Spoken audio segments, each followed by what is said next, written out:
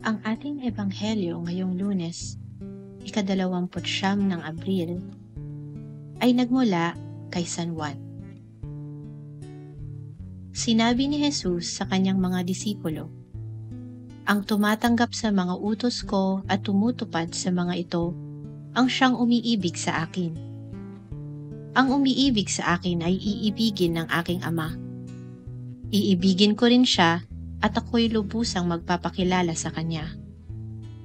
Tinanong siya ni Judas, hindi si Judas Iscariote, "Panginoon, bakit po sa amin lamang kayo magpapakilala ng lubusan at hindi sa sanlibutan?"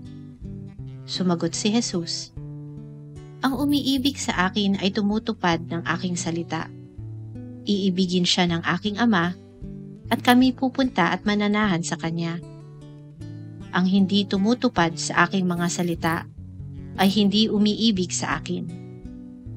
Ang salitang narinig ninyo ay hindi sa akin, kundi sa Ama na nagsugo sa akin. Sinabi ko na sa inyo ang mga bagay na ito habang kasama pa ninyo ako. Ngunit ang patnubay, ang Espiritu Santo na isusugo ng Ama sa pangalan ko, ang siyang magtuturo sa inyo ng lahat ng bagay at magpapaalala ng lahat ng sinabi ko sa inyo." Ang mabuting balita ng Panginoon.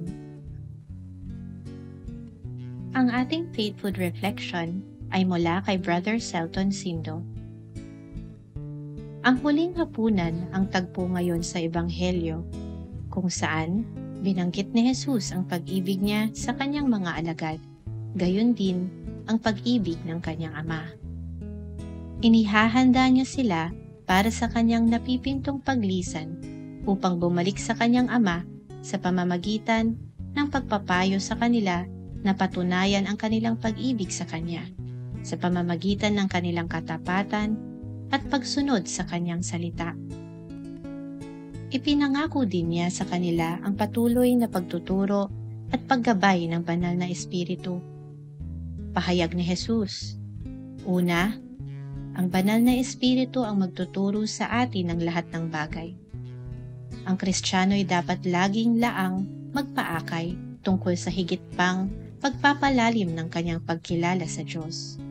Dahil sa kanya ay walang puwang ang saradong puso't isipan. Ikalawa, ipapaalala sa atin ng banal na Espiritu ang mga sinabi ni Jesus.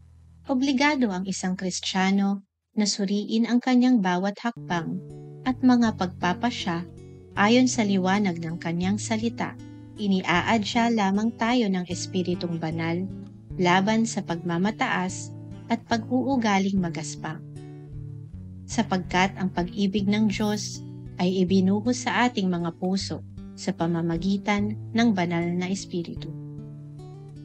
Ang pabaon niyang Espiritong Banal ang ganap na aakay sa atin upang sapitin natin ang kahariang sa kanyang inilaan. Ang pabaon niyang Espiritong Banal ang ganap na aakay sa atin upang sapitin natin ang kahariang sa kanyang inilaan. Inilalaan mo ba ang buo mong pagkatao sa paggabay ng banal na Espiritu? Manalangin tayo. Halina, Espiritu Santo, puspusin mo ang bawat puso ng iyong mga mananampalataya. Pag-alabin mo ang apoy ng pag-ibig sa amin, at kami ganap mong baguhin.